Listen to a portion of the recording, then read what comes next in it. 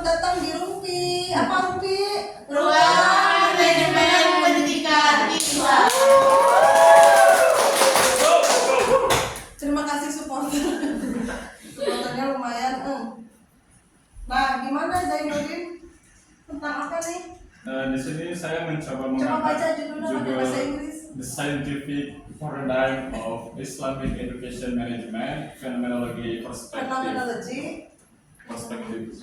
Paradigma ilmiah manajemen pendidikan Islam, perspektif fenomenologi. Tentang apa misalnya kita tentang? Tentang Tapi ini Pak Irawan yang nulis. Iya, Ini betul. mah teman saya. iya betul. Pak Wadek satu tarbiyah. Iya, Pak Irawan. Terus gimana kata Pak Irawan? Boleh saya berbicara pendahuluan dulu ya. Boleh. Bebas lagi pada Zainuddin.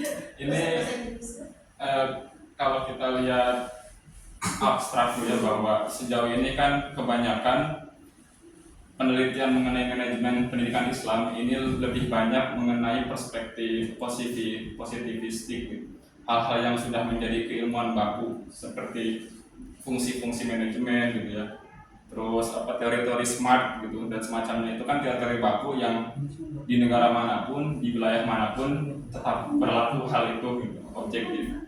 Nah, sedangkan di sini penulis mencoba mengangkat ataupun mencoba mengenalkan ulang bagaimana penelitian MPI bisa dilakukan melalui perspektif fenomenologi. Fenomenologi ini sebetulnya juga dekat kaitannya dengan subjektivitas gitu. Tapi bukan berarti subjektivitas ini pada akhirnya lebih rendah ilmu kedudukannya dari hal-hal objektif. Nah, fenomenologi mencoba menerangkan penelitian bahwa manajemen pendidikan Islam ini bisa juga maju lewat penelitian hal-hal pengalaman si orang tersebut. Di manajemen pendidikan Islam misalnya itu kan ada pengelola, ada direktur, ada pemimpin dan semacamnya. Nah, mencoba melihat fenomena yang terjadi di lembaga pendidikan Islam lewat pengalaman orang-orang tersebut gitu. Kurang lebih itu secara Terus apa yang ditemukan setelah itu? yang ditemukan Dilihat kemudian berdasarkan pengalaman. Jadi kayak gimana? banyak sekali Bu ya. Banyak sekali, dan kalau melihat ke hasil ataupun atau gini dulu ya, ini di dalam diskusi ini kan cukup panjang juga membahasnya gitu, bahwa ada pembahasan menarik bahwa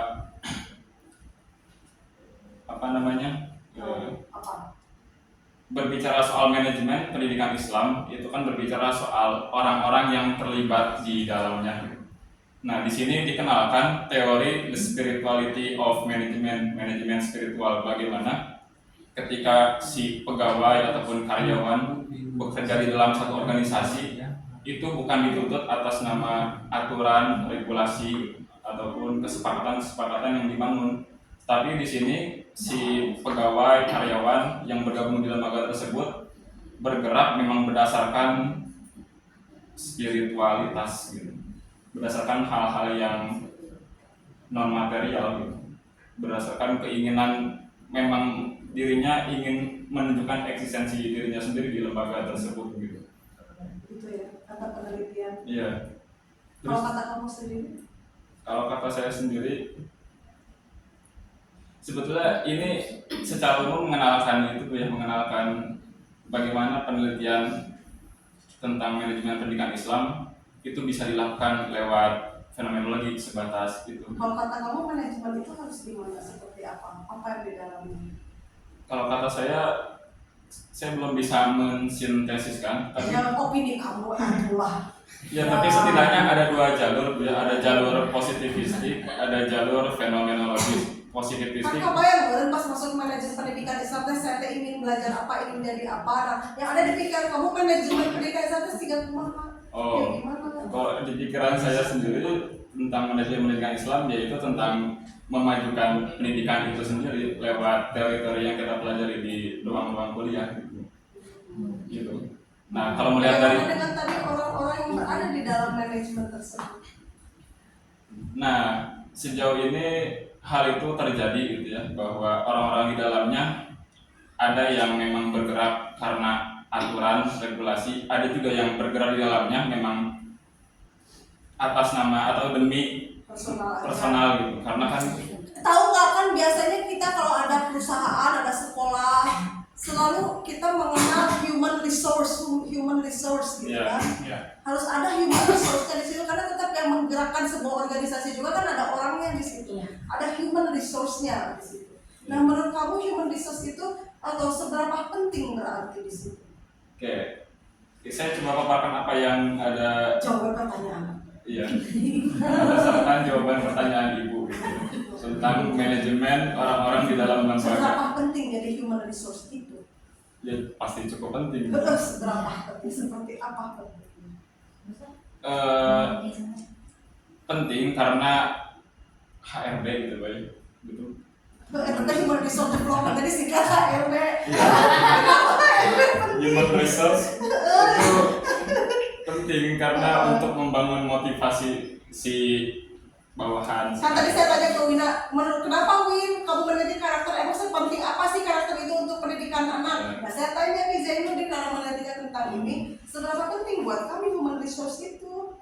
Ya cukup penting karena kan dia akan membawahi pegawai-pegawai di bawahnya, sedangkan pegawai sendiri adalah manusia yang di sini juga dikatakan sih ada emosi gitu. Selain Kamu tahu human resource itu apa? sumber daya, oh iya, Sumber daya manusia. betul. Apa nah jadi ngomongin pegawai? Karena Inggris saya terbatas. Alat Human resource berarti sumber daya manusia, Bu ya. Seberapa penting ya cukup penting sih, Bu. Karena kan lembaga itu kan benda mati gitu. Di lembaga maju bagaimana orang-orang di dalamnya gitu. Orang-orang yang berkualitas, lembaga juga berkualitas gitu. Orang-orang yang tidak berkualitas, lembaga juga tidak berkualitas. Jadi memang sepenting itu human resource di dalam suatu lembaga apapun. Gitu. Ya. Oke, sekarang penelitian ini apa temuannya?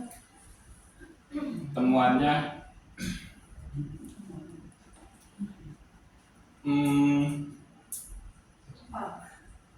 pendidikan Islam ataupun pendidikan ataupun manajemen pendidikan itu juga harus atau bisa disamaratakan dengan keilmuan-keilmuan yang lain, sama-sama sains gitu. Sama-sama sains. Dan maka di sini coba dikenalkan beberapa keilmuan atau metode yang bisa dilakukan di manajemen pendidikan ini. Salah satunya ada naratif model gitu. Naratif model ini tidak selalu berbicara hal-hal teoritis yang sudah baku gitu. Di sini dikasih analogi ibarat dokter. Dokter itu ketika menangani pasien itu tidak selalu menarik teori-teori yang dia pelajari di bangku kuliahnya gitu. Dia membaca pasien, kemudian membaca referensi, dari sana dia mensintesiskan sendiri bagaimana solusinya gitu. Jadi tidak selalu hal-hal yang baku, tapi berjalan. Di sini artikelnya ya. Ya, Iya, itulah Pak Irawan teh bintang Pak Irawan. nah, yang kedua juga ada model politik atau political model kalau nggak salah. Di situ temuannya ya. Iya, di sini itu bahwa keilmuan itu tidak netral. Coba temuannya mana? Masih bagian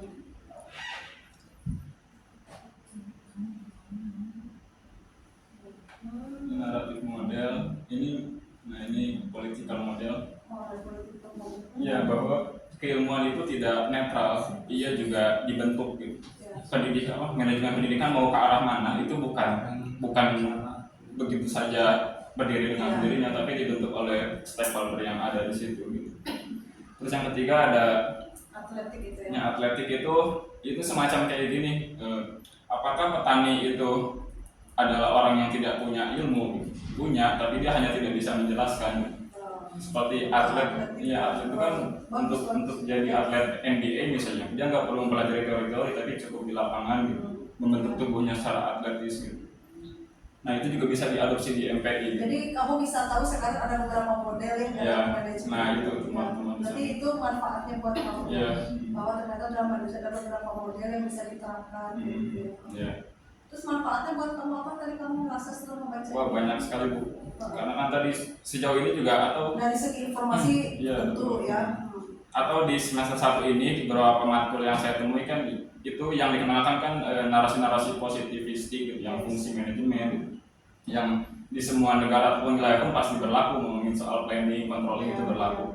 Nah di sini dikenalkan fenomenologi gitu, bahwa tidak ada teori baku untuk mengetahui bagaimana keadaan lembaga itu, bagaimana fenomena di lembaga itu, maka masuk ke subjek-subjek di sana, lakukan wawancara mendalam gitu. Bagaimana dia memahami ataupun menginterpretasikan lembaganya itu sendiri, masuk kepada subjek itu sendiri gitu. Ya, ya. Oke, sip. Thank you ya Zainuddin. Very good kamu. Terima kasih. Baik, sekian dari grup 1. Terima kasih dulu udah nonton. Terima kasih buat